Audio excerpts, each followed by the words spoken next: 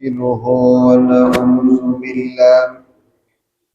ونعوذ بالله من شرور أنفسنا ومن سيئات أعمالنا من يهدي الله فلا مضل له ومن يضلله فلا هادي له ونشهد أن لا إله إلا الله وحده لا شريك له ونشهد أن سيدنا وحبيبنا ومولانا محمدا عبده ورسوله الذي أرسله بالحق بشيرا ونذيرا وداعيا إلى الله بإذنه وسراجا منيرا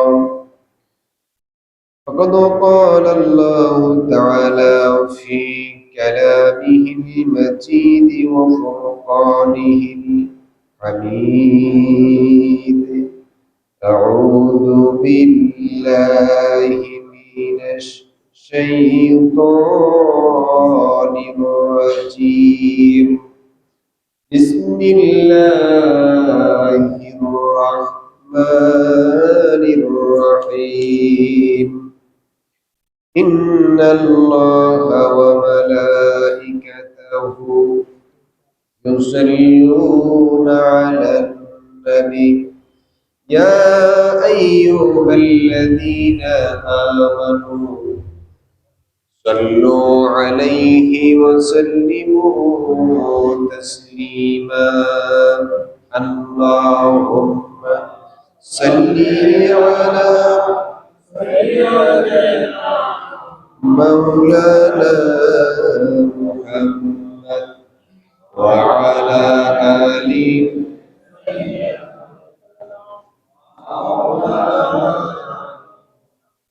اللهم صل على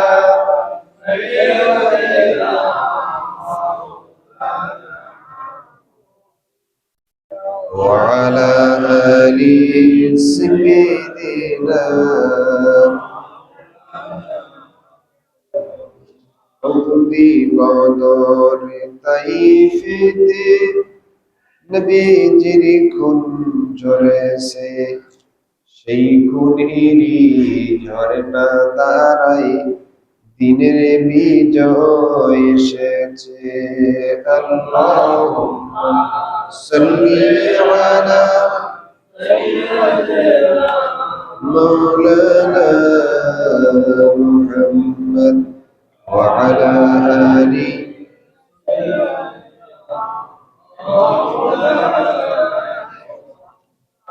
بلغ العلا بكماله كشف الدجى بجماله حسنت جميع خصاله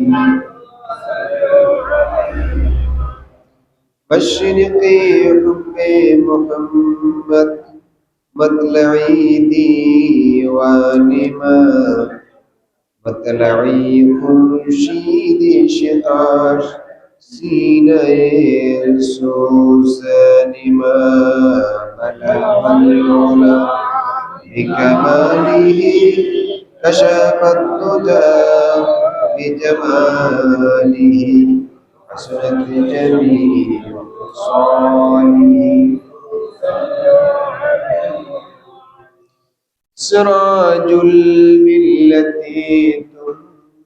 تنير فقريد عالم بالباري مولاه شريف الأنبياء نسخا والأديان في سره بلغ العلا بكماله كشف الهدى بجماله حسنت جميع خصاله صلوا عليه وآله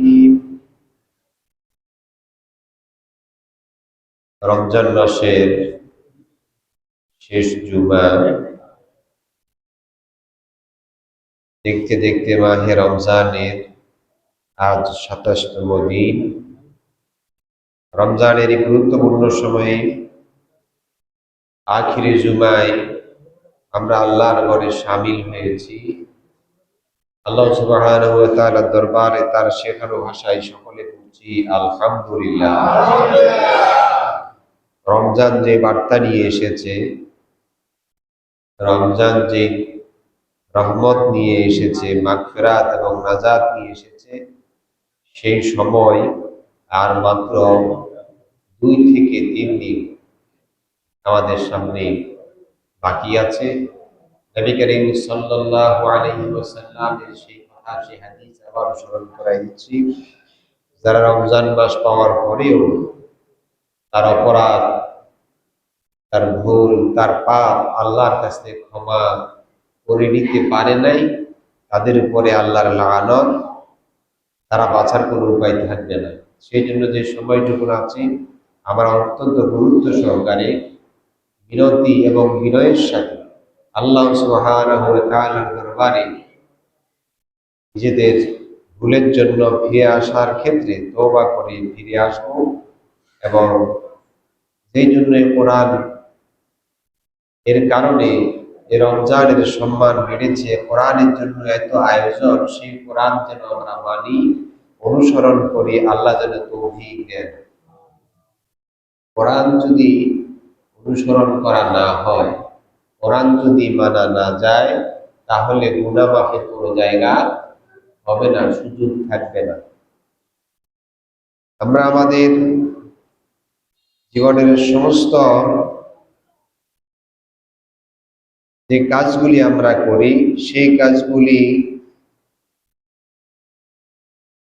দুনিয়ার লাভের জন্য করে থাকি। পরকালের লাভের চিন্তা আমাদের কাছে খুবই ক্ষীণ, খুবই দুর্বল।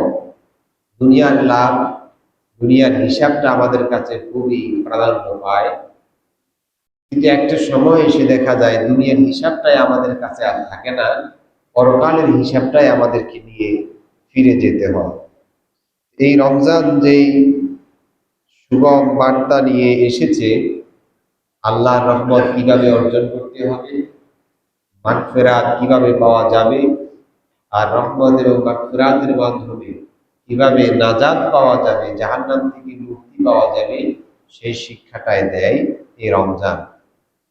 তো সদকাতুল ফিতর, যাকাত, ইতিকাফ, রমজানের ফাজাইল, তিলাওয়াত, জিকির, এই সব কিছু সম্পর্কে যতটুকু সময় ছিল এর মধ্যে কথা হয়েছে।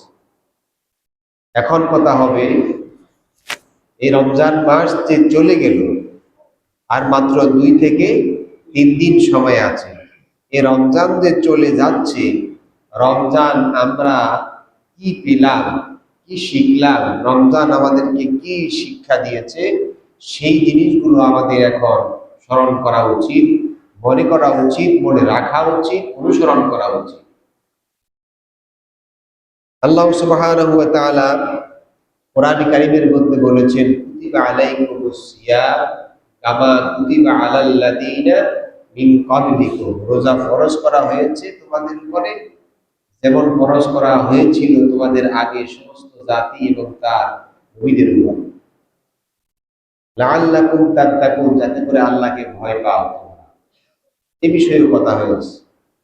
আর এই শিক্ষা, এই তাকওয়ার উপরেই রমজানের মূল শিক্ষা। শুধু তাদের উপরে রোজা ফরজ করা হয়েছিল আবহমান কাল থেকে। আল্লাহ সুবহানাহু ওয়া তাআলা বলেন, ওয়ালাকাদ ওয়াসাইনাল্লাযীনা উতুল কিতাবা মিন ক্বাবলিকুম ইয়াকুম আনিত্তাকুল্লাহ, তোমাদের আগে যত নবী আর তার উম্মতেরা এসেছিল সকলের উপরে আমি একটা দাওয়াত দিয়েছিলাম, আহ্বান ছিল, আমার কমন নির্দেশ ছিল, ইয়াকুম আনিত্তাকুল্লাহ, তোমরা আমাকে ভয় করো। সেই ভয়ের নমুনা হচ্ছে এই সিয়াম। এখন সিয়াম কেমনে আমাকে ভয় শিখায়? শুধু সাদিক থেকে সন্ধ্যা পর্যন্ত আমরা রোজা রাখছি, না এর থেকে কম রাখেন কেউ, দুপুর পর্যন্ত রাখেন কেউ? আসর পর্যন্ত কেউ রাখে? সবাই কোন সময় রাখে? সন্ধ্যা পর্যন্ত। এটা কার হুকুম? এটা কি আমাদের দেশের আইন না আল্লাহর আইন? এটা কি শরীয়তের আইন না মানুষের আইন? রাসূলুল্লাহ এইভাবে রাখেছেন, আল্লাহ আদেশ করেছেন, এই জন্য আমরা এইভাবে করি। এখন দেখুন, যারা মনে করেন, যারা বলেন যে 5 ওয়াক্ত নামাজ পড়লেই হলো, রোজা রাখলেই হলো, তাদের কাছে পাল্টা প্রশ্ন হলো, 5 ওয়াক্ত নামাজ, ফজরের নামাজ পড়তে যদি 10 মিনিট লাগে, যোহর লাগবে 20 মিনিট, আসর লাগবে 10 মিনিট, মাগরিব লাগবে 10 মিনিট, ইশা লাগবে 20 মিনিট, এই 20 মিনিট 30 মিনিট 1-1.5 ঘন্টা নামাজ পড়ার পরে আমার আরো থাকে প্রায় 22 ঘন্টা, 22.5 ঘন্টা থাকে না? তা আমি সেই 22.5 ঘন্টা কি ইবাদতের বাইরে না ইবাদতের ভিতরে? ইবাদতের ভিতরে। ইবাদত কি শরীয়তের ভিতরে হবে না বাইরে যাইলে হবে? শরীয়তের ভিতরে ইবাদতের বাউন্ডারি হচ্ছে বেদরমের হচ্ছেন মুহাম্মদ সাল্লাল্লাহু আলাইহি ওয়াসাল্লাম। তাকে অনুসরণ করে যা করবেন সবই ইবাদত। সবই কি ইবাদত। আর আল্লাহর নির্দেশ হচ্ছে ইয়া ইন্না আরদি ওয়াসিআতুন ফাইয়ায়া ফা'বুদুন। হে আমার বান্দারা, আমার জমিন বিস্তৃত সুপ্রশস্ত, যেখানেই থাকো আমার ইবাদত করো। এখন আল্লাহর ইবাদত করার জন্য শুধু মসজিদ নির্ধারিত জায়গা নয়, আল্লাহর ইবাদত করার জন্য শুধু মসজিদ নির্দিষ্ট জায়গা নয়, আল্লাহর ইবাদত সেখানে যেখানে আল্লাহর বান্দা আছে। এখন একজন রোজাদার নামাজ পড়ার পরে যখন মসজিদ থেকে বের হয়, ব্যবসা প্রতিষ্ঠানে যায়, তখন কি রোজা ছাড়ে? কোর্টে গেলে রোজা ছাড়ে? ব্যবসায় গেলে রোজা ছাড়ে? মাঠে গেলে, অর্থাৎ সে যা করে তার জীবন কর্ম পার্থিব জীবনের সব জায়গায় সে কি থাকে? রোজা রাখে। তার মানে কাকে ভয় পায়? আল্লাহ। এইটা কার বিধান? আল্লাহর বিধান। এই যে আল্লাহর এই শরীয়ত, আল্লাহর এই বিধান সে মানল, ফরজ বিধান।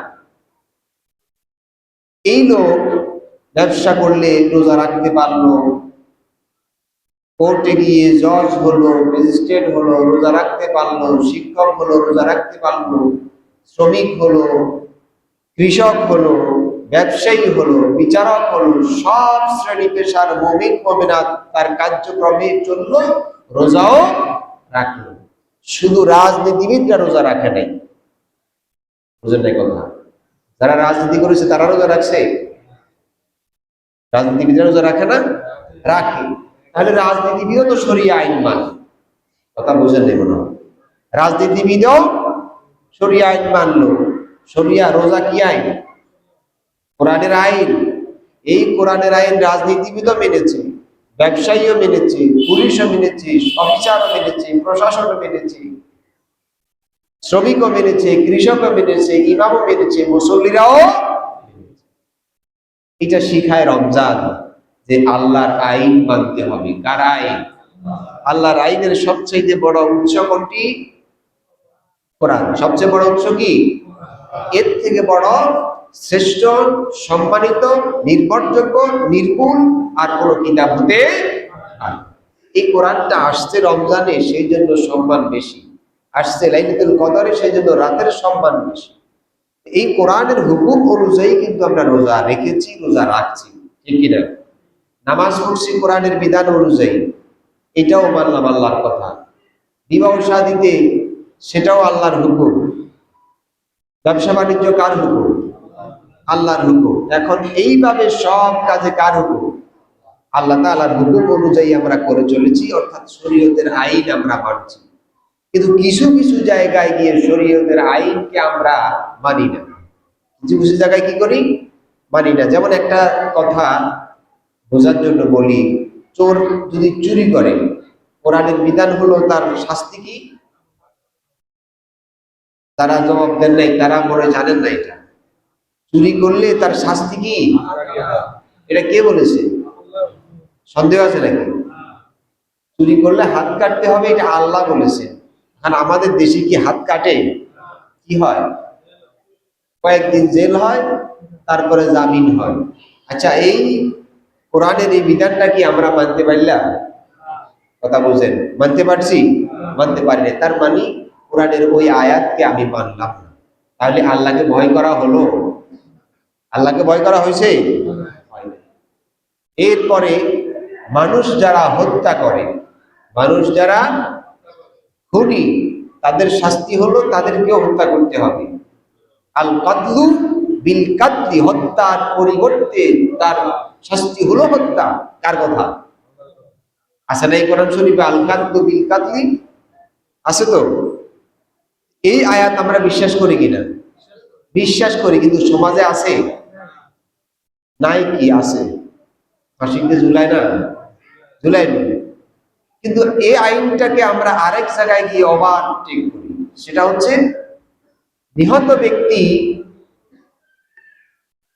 আর খুনি ব্যক্তিকে ক্ষমা করার জন্য নিহত ব্যক্তির পক্ষ থেকে শুধুমাত্র তার ওয়ারিশ যারা, উত্তরাধিকার যারা, তার উত্তরাধিকার বলতে যে যারা থাকে, ছেলে হোক, বাপ হোক, স্ত্রী হোক, ভাই হোক, স্বামী হোক, যেই হোক, তার উত্তরাধিকার যে কাছের হবে, তারা যদি ক্ষমা করে কোন শর্ত সাপেক্ষে, তাহলে আল্লাহর বিধান অনুযায়ী তাকে ক্ষমা করা যেতে পারে। কিন্তু আমাদের দেশে, পৃথিবীর অনেক দেশে এই সুযোগটাকে উল্টো করা হয়েছে, সেটা ক্ষমা করে রাষ্ট্রপতি। কে ক্ষমা করে? তাহলে আমরা কি কোরআনের এই আয়াত মানলাম না বিদ্যাঙ্গুলি দেখাইলাম? কথা বুঝেন না? জবাব দিতে হবে তো ভাই। রোজা তো রাখছেন, এখন কার হুকুমের উপরে আছেন? মসজিদ থেকে বাইরে রোজা ছাড়বেন নি, সেখানেও কার হুকুম? তো এই আদালতের যে আইনগুলোর কথা বলেছি, সেগুলো কার হুকুম? সেগুলো কি মানে? যারা মানে না তারা রোজা রাখে? কথা বল না, তারা রোজা রাখেনি। তাহলে রোজা কি শিখাইলো তারা জানে না, রোজা রেখে কি শিখলো তারা তা জানে না, শুধু রাখলো। এরপরে আসেন, সুদ হালাল না হারাম? এখন সুদের সাথে জড়িত আছে নিল, রোজাও রাখে, সুদের কারবারও করে। জমিনের আইন ঠেলে জমি জবরদখল করে, রাষ্ট্রীয় জমি দখল করে, সরকারি জমি জায়গা দখল করে, আছে না এরকম লোক? রোজাও রাখলো, জমি দখলও করলো, আইনও ঠিললো, আছে এরকম লোক? লা তাকুলু আমওয়ালাকুম বাইনাকুম বিল বাতিল, আল্লাহ বলেছেন অন্যায় ভাবে আরেকজনের সম্পদ আত্মসাৎ করো না, গ্রহণ করো না, এটা ফরজ। কার হুকুম? রোজাও রাখলো, সেই কাজও করলো। তাহলে এই লোক কি তাকওয়াবান হলো? সে কি কোরআনকে মানলো? কোরআনকে মানে নাই। এইভাবে আমি কয়েকটা বললাম। মহারানা দেয় না এরকম লোক আসেনি? মহারানা সুন্নত না নফল? ফরজ। মহারানা কি? যৌতুক ফরজ, সুন্নত নফল হারাম। যৌতুক কি? কিন্তু যৌতুক ঠিকই নগদ আদায় করে, মহারানা বাকি। আর এরকমের বাকি লাইফ গ্যারান্টি। আরে মুদি দোকানে আপনি বাকি করলে এত অত বৈশাখ মাসের আগে সিডি একখান ধরাই দেয়, দেয়নি? হাল খাতা। কিন্তু এমন বিয়া করলেন ফরজ বিধান, জীবন শেষ হয়ে গেল, আজ পর্যন্ত হাল খাতা আর হইল না, পুরান খাতাই চলল। আছে না এরকম ভদ্রলোক? সে আল্লাহকে ভয় করা বুঝে নাই, রোজাই রেখেছে শুধু। এইভাবে অশ্লীল গান, অন্যায় পথ, পাপের পথ, কোরআন বিরোধী পথ এবং মত যারা ছাড়তে পারে নাই, এইভাবে গালি গালাজ, অশ্লীল কথাবার্তা, মিথ্যা কথা, সগলপুরি, বাটপারি, এগুলি যারা ছাড়তে পারে না, রাসূলুল্লাহ বলেছেন এর রোজা রোজা হলো না। এ শুধু খাবার এবং পানাহার, খাবার এবং পানীয় থেকে বিরত থেকে উপোস করা ছাড়া আর কিছুই পেল না। নাউযুবিল্লাহ। রোজা তাকে কিছুই শিখাইতে পারেনি। আমরা আজ খুব দুঃখ লাগে, কষ্টও লাগে এবং আফসোসও লাগে। অনেক উচ্চ শিক্ষিত লোকেরা বলে যে আমরা শরিয়া আইন মানি না, আমরা শরিয়া আইন বিশ্বাস করি না। আরে ভাই, তোমার মাথার মধ্যে যে মস্তিষ্ক আছে, এটা যদি একটু খাটাও তাহলে তো বুঝতে পারবা। তুমি শরিয়া আইন মানো না, নামাজ পড়ো কোন আইন দিয়া? নামাজ কোন আইন দিয়ে পড়েন? শরীয়তের আইন নাকি শরীয়তের বাইরে? রোজা কোন আইন দিয়ে রাখছেন? হজ কোন আইন দিয়ে হয়? বিয়া কোন আইনে হয়?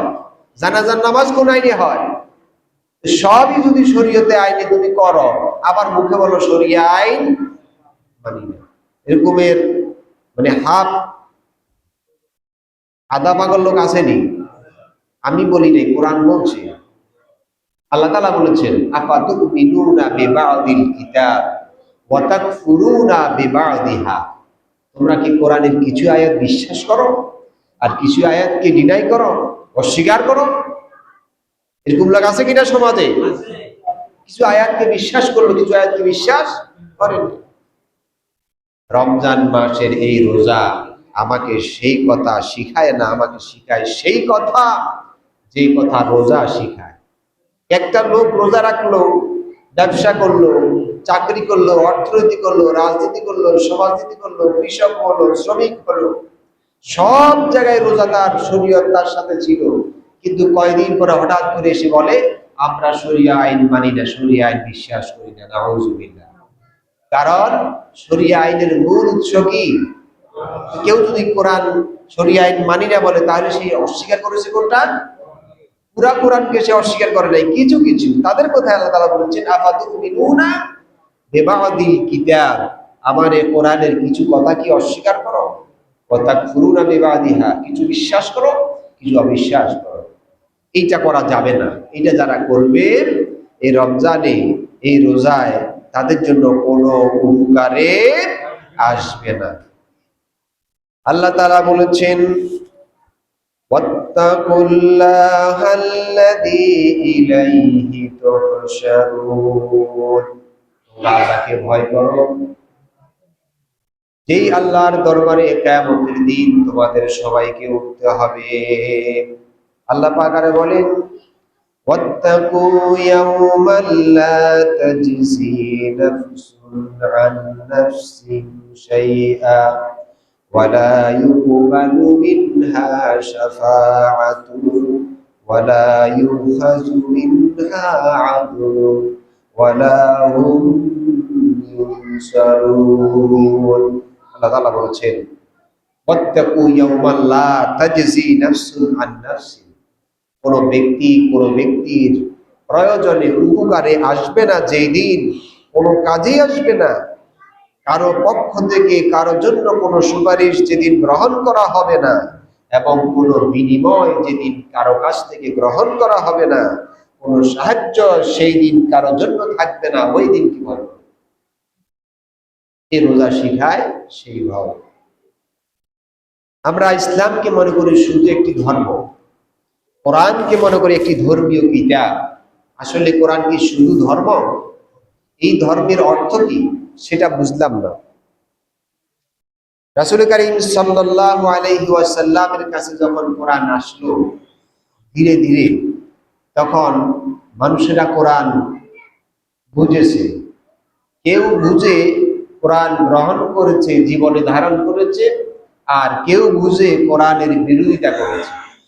কথা কর না, বিরোধিতা করে নাই? কেন বিরোধিতা করেছে?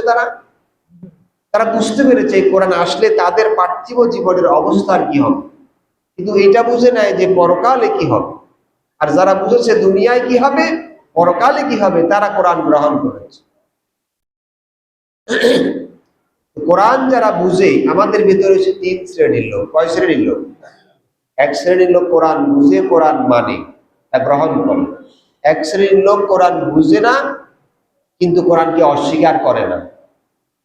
আর এক শ্রেণীর লোক আছে কোরআন যদ্দূর বুঝে, ঠিকই বুঝে যে তার সব বাদ যাবে। সব কি করবে? বাদ যাবে, এগুলি কাজে আসবে না। এই শ্রেণীর লোকগুলি আমাদের মতো, দেখতে চলাফেরা আমাদের মতো, কিন্তু বাজারে গিয়ে যখন বেচা কেনা করবেন তখন টের পাবেন, সালিশের জন্য যাবেন যখন তখন টের পাবেন, অফিসে যখন যাবেন তখন টের পাবেন। এই লোকগুলি কোর্টে যখন যাবেন এই লোকগুলি তখন টের পাবেন, থানায় যখন যাবেন সেখানে কিছু লোককে এরকম টের পাবেন। আমি উদাহরণ দেওয়ার জন্য বলি, 1000 টাকার একটা জাল নোট আর আসল নোট, দুইটা দেখতে কি রকম? দুইটা দেখতে কি রকম? একই রকম। সাধারণ চোখে সাধারণ মানুষ এটা কোনোভাবে শনাক্ত করতে পারবে না। এরা হচ্ছে আসলে জাল নোট। মুসলমান হিসাবে আসল মুসলমান, এরা জাল, এরা নকল। যাদের সম্পর্কে আল্লাহ তাআলা বলেছেন কিছু মানো কিছু মানো না।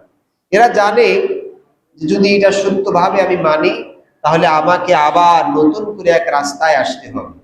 আমার যে টাটকা টাটকা সুখ, আমার যে সুবিধা, আমার যে যশ খ্যাতি, এই আউটসোর্সিং, আমার যে ইনকাম মোটা অঙ্কের, এগুলি আমার টিকবে না, থাকবে না।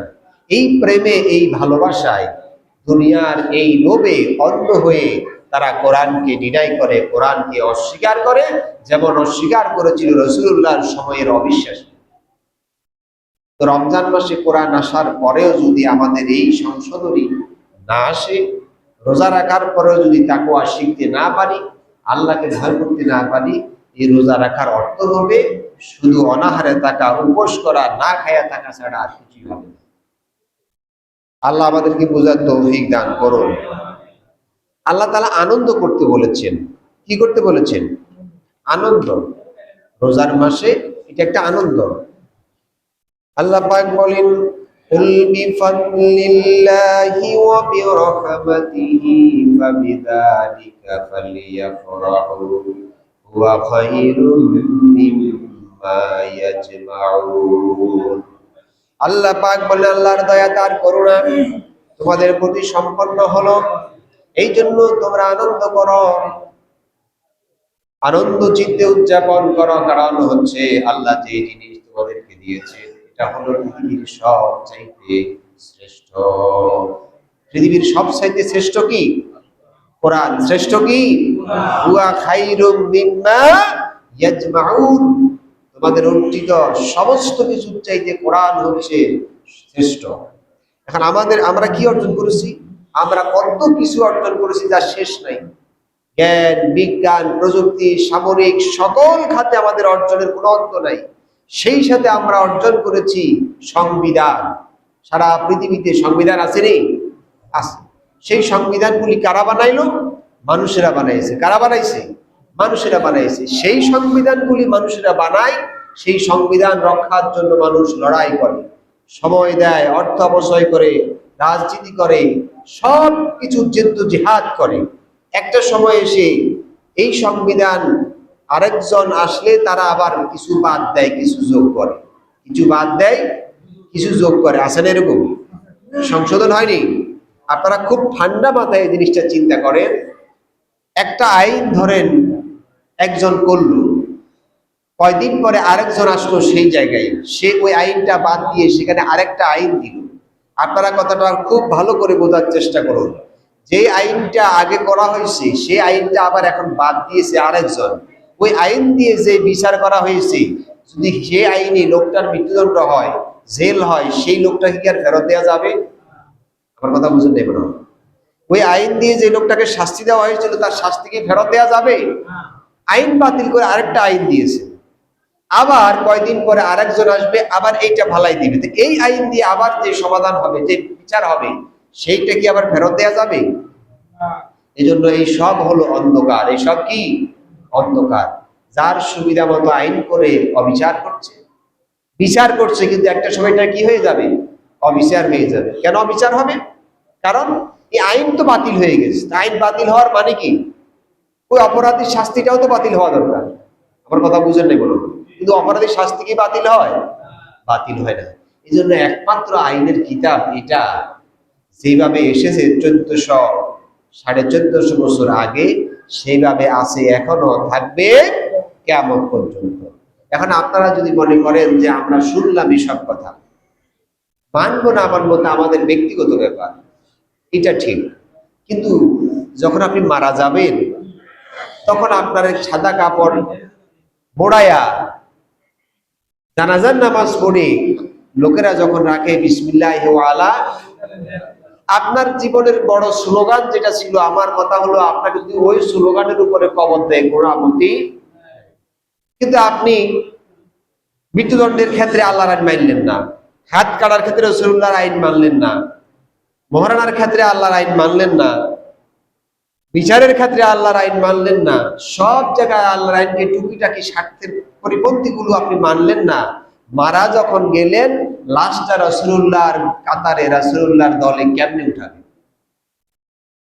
মিল্লাতে রাসূল মানে কি? আপনার জাতীয়তা রাসূলের। রাসূলের মিল্লাতে উঠতে হলে কি হতে হবে?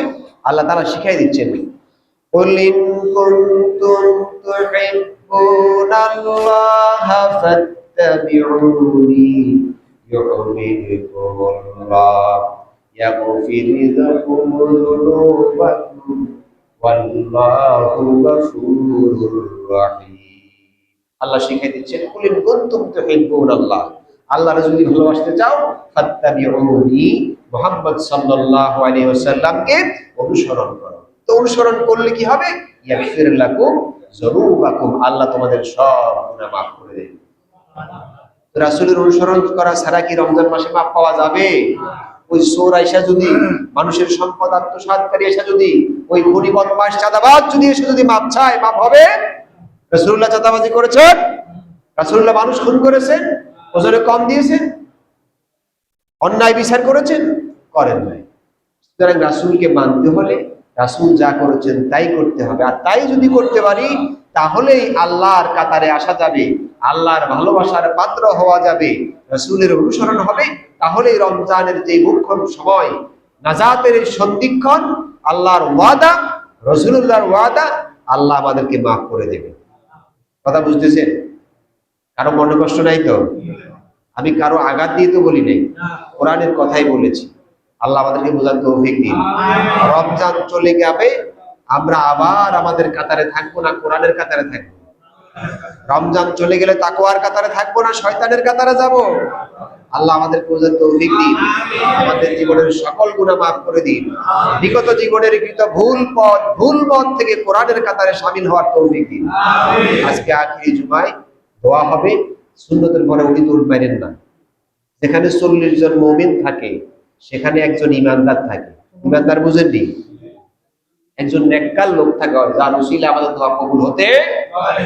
আজকে জুমার দিন দেশ, জাতি, পরিবার, সমাজ, আমাদের সকলের জন্য দোয়া হবে, সবাই শরীক হবে ইনশাআল্লাহ। আলাইহি তাওয়াক্কালতু ওয়া ইলাইহি উনীব। কাবলা জুমা যারা পড়তে পারে